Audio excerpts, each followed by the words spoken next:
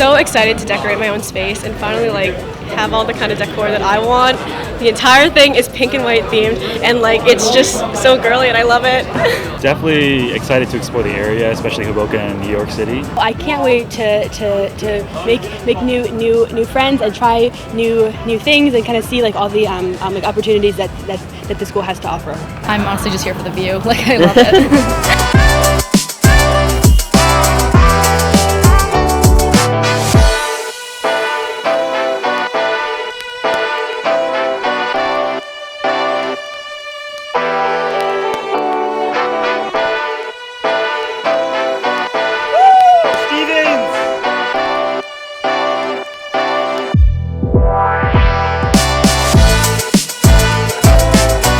I think take advantage of everything. Like there's so many events taking place where you could meet new people, try out new things, and it's really important to take advantage of them while we have them. The environment is very helpful when it comes to studying. Bring the essentials. Try to keep it clean also. I want to hit all the good food spots and I want to go thrifting in all the cool places.